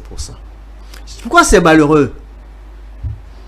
Parce que j'en ai tiré la conclusion en fait que c'était un complot. En ce sens que c'était à prendre. Et pour le prendre, on ne peut pas le laisser à l'étranger puisqu'il y a des gens ici qui sont intéressés. Je ne vais pas aller tout au bout de l'information. Mais la réalité c'est quoi? C'est qu'il y a à cette époque-là, le Nigeria avait accordé au Bénin l'exonération des taxes et on payait la même chose que les États nigérians. Pour amener ça au Bénin. Le commentaire c'est quoi? On a créé la CPI au plan international. On lui vend ça. C'est les gens d'ici qui ont créé ça. On leur vend ça. Eux, ils déclarent le prix international ici. C'est illégal. La différence, où ça va? Je ne vais pas aller plus loin que ça. Et ça n'a pas marché parce que l'opérateur qui était chargé de faire un certain nombre de choses a été concurrencé et battu par la fraude. Très bien. Merci, monsieur le ministre Anekodou. Monsieur de Suvo, oui, les 10 ans de Kérékou, beaucoup ont pensé que c'était une porte ouverte à beaucoup de choses, surtout le deuxième mandat était que le président Kérékou ne maîtrisait plus grande chose. Est-ce que vous partagez cet avis? Oh oui. Vraiment, encore ici, là, je suis vraiment déçu des 10 ans. Parce que je ne savais pas, moi je pense, est-ce qu'il voulait satisfaire certains amis, ses fidèles d'avant, ses lieutenants d'avant? Voulait-il corriger l'autre image? Est-ce qu'il avait l'intention vraiment de corriger ce qu'il avait créé? Non, il s'est laissé aller encore. Il s'est laissé aller. C'est pourquoi, comme l'a dit le ministre qui a vécu, mais ils ont entrepris de certaines réalisations, des trucs comme ça, qu'ils ont toujours abandonné. L'intérêt personnel a trop gouverné dans le pays. Il faut le dire. Hein? On ne veut pas comprendre l'intérêt du pays qu'on gère. Et c'est ça qu'il a joué. Parce que l'habitude est une seconde nature. Il a déjà fait combien d'années avant de venir? Mais il est venu. Il ne pouvait pas quand même corriger grand chose. Et puis c'est les cadres quoi, qui l'ont induit en erreur. Il faut encore. C'est les cadres. Oui. Parce que tout le monde est autour de lui. Il fallait satisfaire ça, il fallait ça. Non, on ne peut pas faire ça. Mais avec ça, regarde un exemple concret. Je reviens encore sur notre ami Albert Théoyel. Encore lui. Il était nommé Premier ministre. Et le ministre Adepeju est là. Est-ce qu'il s'est soumis, est-ce que Théoyel s'est soumis à Ngbeji? Mais ça c'est de la pagaille. Qu'il soit nommé ou bien sur papier ou n'importe quoi, mais il faut un peu de discipline dans les choses. Alors c'est la pagaille, alors bon, lui seul il a refusé de se soumettre à son premier ministre. Il fait ce qu'il veut. Il dit que c'est le pagailleur. Hein? Il est bien. Vous avez trop de griffes quand vous voyez. Non, je n'ai pas de. Non, je l'ai connu. Oui. C'est ce que j'ai pensé. Non, pas non, mais je le connais tellement que là où il est là encore, Oui. mais tu vois ce qu'il sème là encore. Sans lui faire ça, les autres, quel exemple il donne? En tant que doyen, dans ce gouvernement, il est quand même assez âgé. Il n'est pas de l'âge de Ngweji. Il a été professeur à Balo. De Ngweji. N'est-ce pas? De Ngweji. Il a été professeur. Il a été notre professeur, moi je te le dis. Très bien. Avec Isabelle, son épouse. Professeur d'anglais. Et l'autre était professeur d'histoire-géographie. Bon, il est notre grand frère. Très bien. Ce qui est sûr, il ne peut pas nous mettre au monde. Ça, c'est clair. Merci, monsieur. Donc, oui. voilà cette bagaille qui continue. Ça dit que c'est celui qui, chaque fois, crée toujours des troubles. Hein? Partout il passe. Et c'est son habitude. Très bien. Mais quand tu donnes tel exemple, qu'est-ce que tu veux que les autres fassent? Je Je n'ai pas de choses contre lui. D'accord. Mais je l'admire pour vraiment... Son éveil. Dans les toutes. Oui. Kérékou, dans partie, s'est entouré d'une certaine classe d'intellectuels et de jeunes à qui il laissait presque tout la main. Une fois encore, il s'est senti trahi parce qu'il avait fait confiance à des hommes, à des intellectuels, une fois encore. Qu'il appelle souvent taré. Intellectuel taré, oui. Voilà. Kérékou a voulu respecter les règles du nouveau jeu.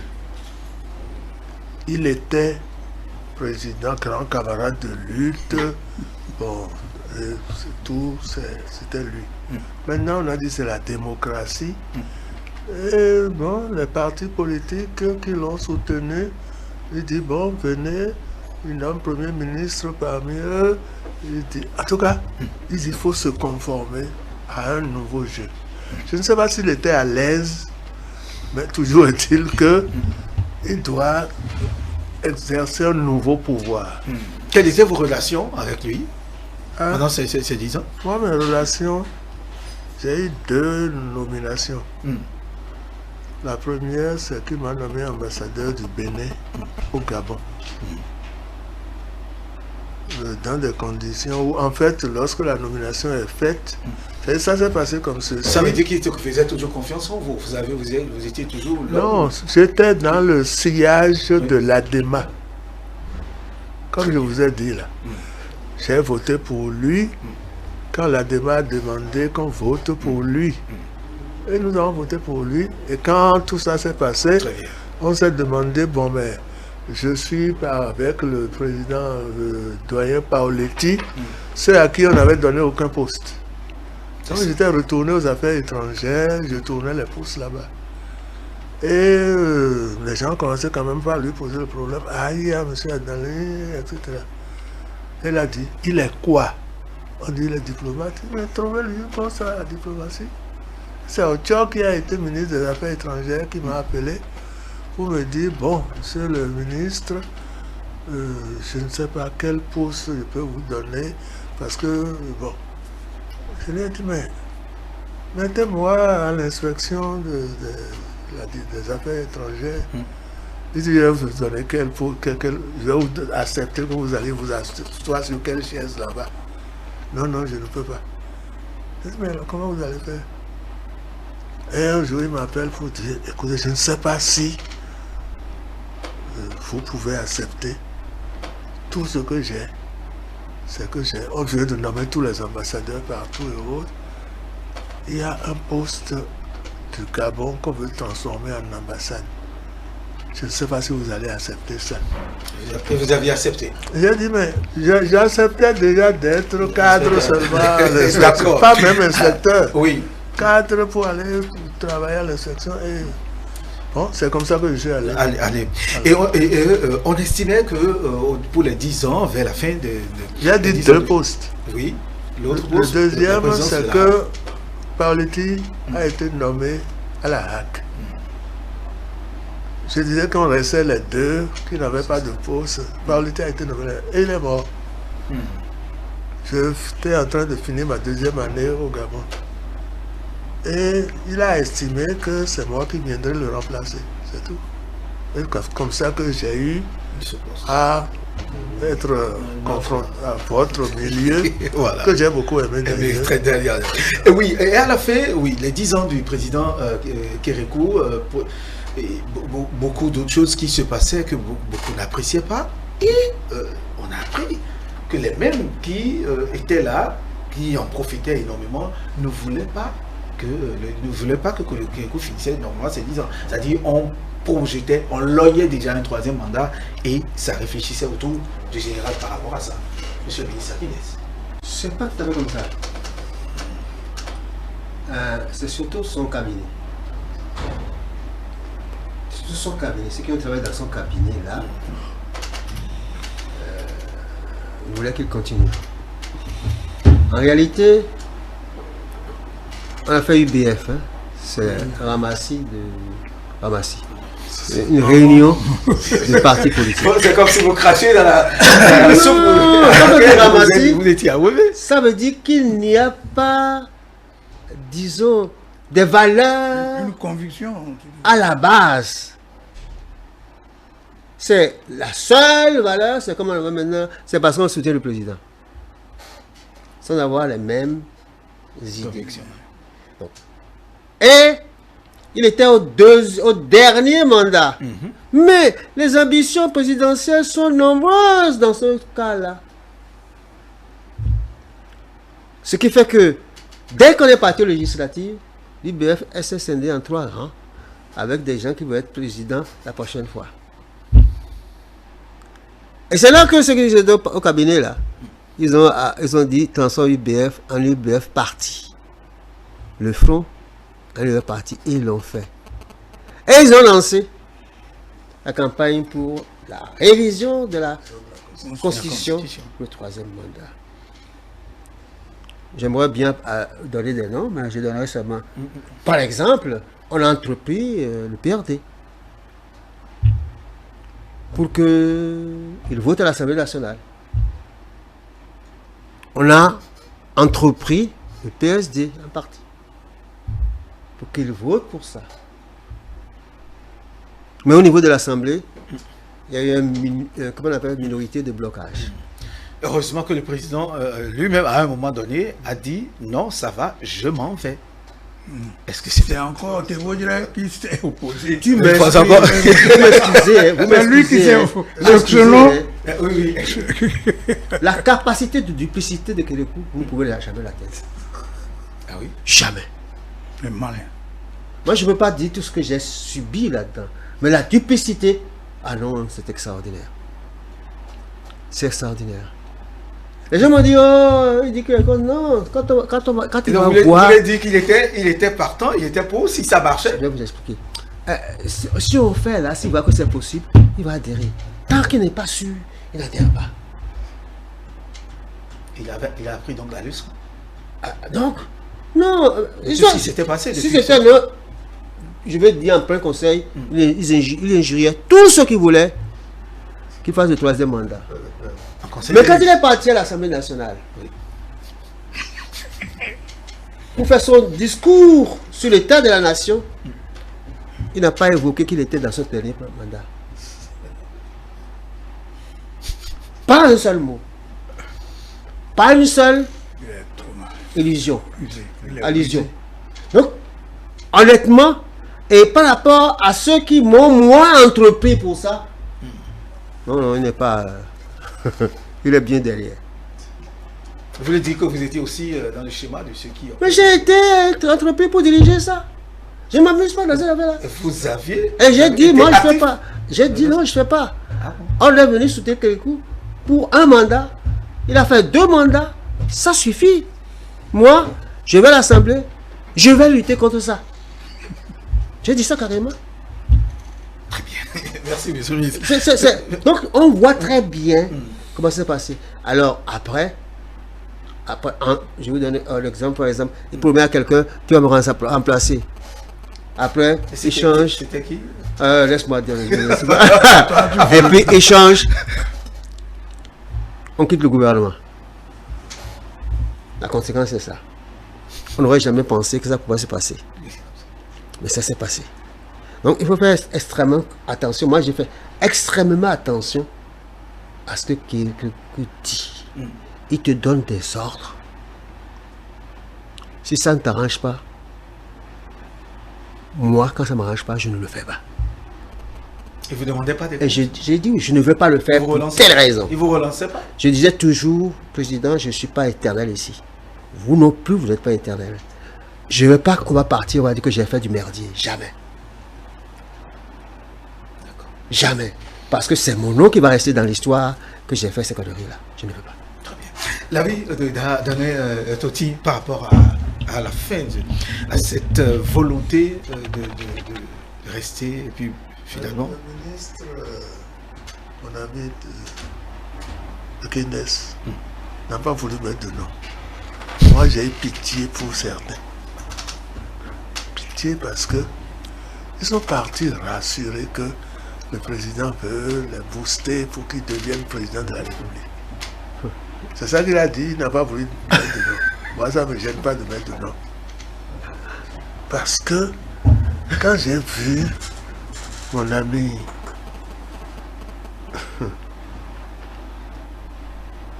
comment il s'appelle?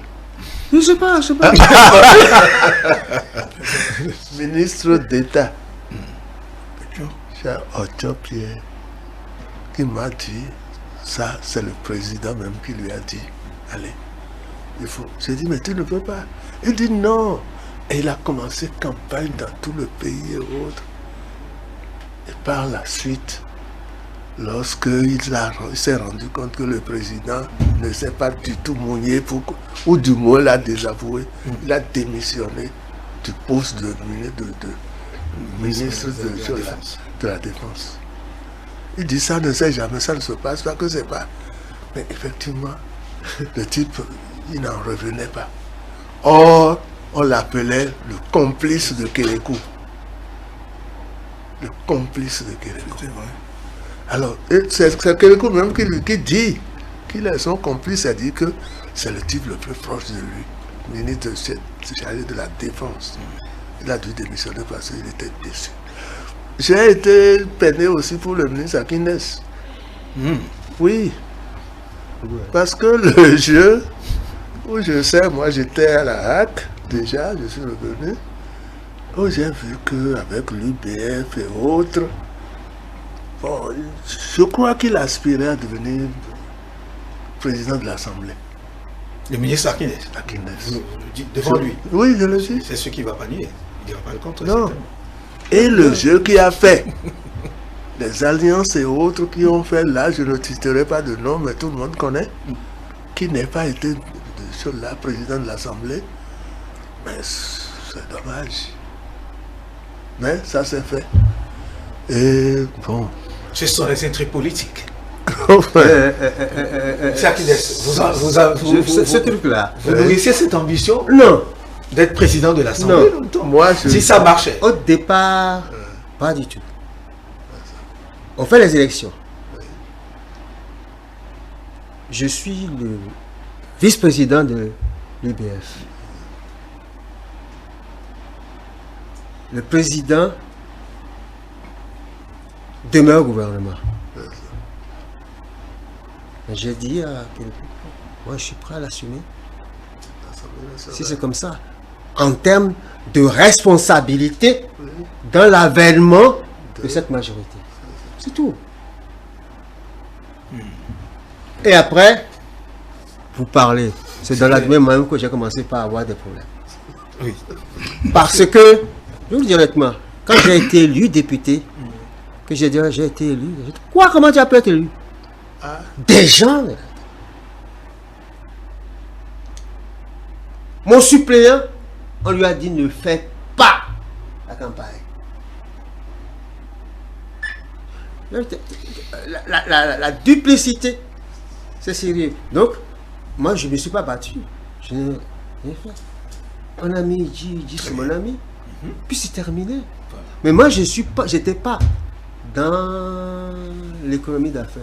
Si vous suivez très bien, c'est Fagbon le premier qui a dit qu'il faut donner un troisième mandat à Kélékou. Très bien. Merci. C'est beaucoup de non-dits, beaucoup de choses qui seront dites dans toute une émission ne suffirait pas pour parler de cette période. Alors, nous allons boucler avec 2006, de 2006 à 2016, oui.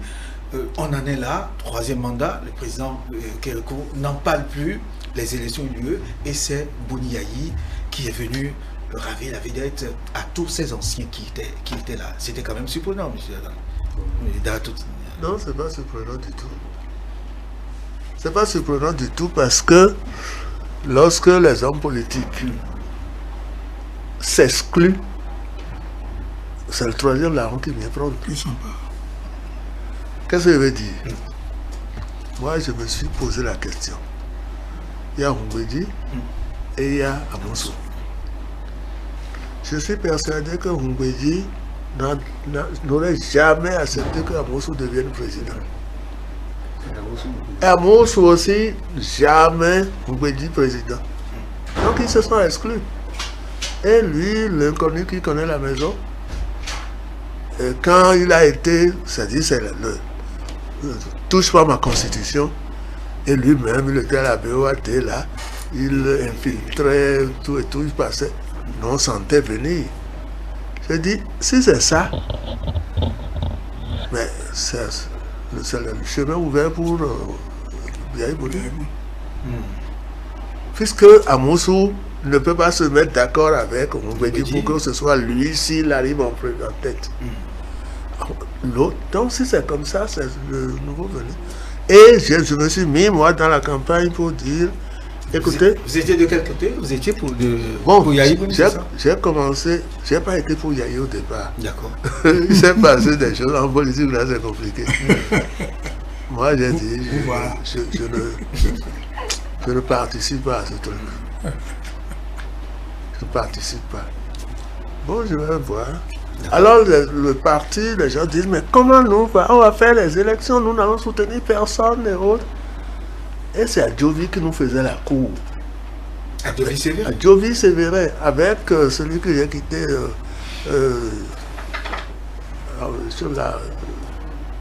pourquoi son nom m'échappe chaque fois? Tu as quitté. Adjanon. Qui est devenu le secrétaire général de son parti, etc. etc. Initiative de sa vie. Bon, voilà, initiative de sa vie. Alors, ils viennent me voir pour dire, il faut que tu viennes aussi. C'est-à-dire, il ne leur manque que le noyau du zoo. Que s'ils ont le zoo, ils ont le pays. Et c'est Adjanon qui vient me faire son âme. C'est Adjanon qui vient me dire, président, on t'attend. Il faut que tu viennes avec nous. Alors, mes parents, qui ont appris que j'ai finalement accepté d'aller soutenir Adjovi, il y a un de mes petits-fils là qui dit, Nyegodia. C'est-à-dire que des gens disent, comment moi j'irai soutenir Adjovi? Alors qu'au début, j'ai dit tout sauf Adjovi. Mais finalement, les contraintes du parti, parce qu'on ne va pas rester en l'air, nous avons été soutenus. Et on soutenait Adjovi. Oui. Moi, j'ai dit à Adjovi, écoute, au deuxième tour, si tu n'es pas d'accord qu'on soutienne Yayi, je te quitterai. Parce qu'il faut quand même du nouveau, etc. etc. J'ai été voir Tego Edre, qui on a été, et je lui ai dit, je suis avec Adjovi. J'ai été, il fallait aller négocier quand finalement Yayi est allé au deuxième tour. Bon, on l'a soutenu, il est passé et Adjovi devait envoyer la liste des gens à promouvoir pour récompenser tout le travail. Et je fais partie des gens qu'il a proposé pour devenir ministre et autres. Yayi a dit, tous ceux qui ont été ministres dans ce pays, out, etc., etc. Et Adjovi avait un problème. Il avait un problème parce que, en même temps que, pendant qu'il lésinait à dire, on soutient Yayi Boni, moi j'ai été voir Tego Edre. Je lui ai dit, écoute, moi je vais faire quelque chose dans la presse. On va poser des conditions pour Yayi. Et il va s'engager, il va faire serment, il va promettre qu'il va respecter ça. Et j'ai mis ça dans la presse. Et j'ai été voir, il faut dire, voilà ce que j'ai fait. Il dit, il ne fera jamais. Mais il ne faut pas poser cette condition avant de le soutenir, parce que c'est lui qui va réussir. Bon, alors j'ai dit, finalement j'ai failli, je devais faire partie de l'équipe, son équipe de départ. En 2006. Et je dis, mais je ne vais pas Parce le que vous n'avez pas été promu, vous avez... Non, du tout. Vous avez... Non, du tout. Non, du tout. Son équipe est venue, son équipe de campagne avec la dame des conditions féminines là maintenant. De Sousa. Non. Quoi ça? La dame de truc. L'Institut de la femme. Madame... Madame Bokov, c'est elle qui était son directrice de campagne, que je connais bien, entre parenthèses. Tous sont venus dans ma maison. Madame Chola Noba. Tous ceux qui ont soutenu les Saka Kina, Saka Lafia, etc. Tout l'état-major de Yahi est venu chez moi, à Bedoko. Et on a... Au lieu de dire avec talent. Avec talent. C'est là que j'ai rencontré talent pour la première fois. Le jour où il fallait négocier. Bref. Moi j'ai dit, voilà là, ce qui a fait capoter les choses. Alors, on a tout retenu. J'ai envoyé la délégation de mon parti rencontrer l'état-major là de Vicencia et autres. Et on a convenu, il reste que je rencontre Yahi. Très bien. En conclusion. Non. Attends, je vais le dire. Oui. Yahi Boni a refusé de me recevoir. Je dis, s'il refuse de me recevoir, bon, moi je ne serai pas partie de son équipe de campagne. Très bien, merci. Alors, pour conclure, que retenir donc de 10 ans de Yahi, Bénin émergent et refondation? Nous commençons par M. de Sureau. Moi, sincèrement, vous allez me trouver. Les 10 ans. Les 10 ans encore de choses là. Du président Boni Yahi, Bénin émergent et puis tout est resté encore mitigé, quoi. Il n'a rien de... Ne parle pas pour moi, hein. Ça c'est vrai, quoi. Je n'ai pas encore vu dans les 10 ans vraiment une politique qui fait la détermination. Parce que, après tout, dans tout là, il faut développer l'économie. Très bien. Nous sommes d'accord? Voilà. Merci beaucoup. Il passe toujours à côté. Très bien. Et il s'occupe toujours du... Comme là, disent les Béninois, vous profitez pour tirer la conclusion. La dogocratie, comme les gens disent actuellement. Là. Vous tirez la conclusion de 1990 donc à 2016. Quoi retenir de tout ça? Bon, si je veux conclure, oui. Bon, notre espoir a été... Nous avons été déçus. Très bien. C'est votre avis? Donc, ça, c'est mon avis. D'accord. Parce que je n'ai pas encore vu quelque chose qui puisse satisfaire vraiment le Béninois. Jusqu'à 2016. Non, ce n'est pas tellement chose. Bon, ils ont fait, mais ils ont fait ce qu'ils peuvent, d'accord. Mais il faut dire que, bon, il y a quelqu'un qui a posé des actes. D'accord. Non, il a... Soglo qui a posé des actes sur le plan des salaires, je veux dire d'abord, et que les autres ne pouvaient plus refaire. Et ils ont été obligés de continuer. Ouais, très bien. En 45 secondes. Oui, en 45 secondes. Oui. J'ai dit, il y a eu la fin d'un paradigme.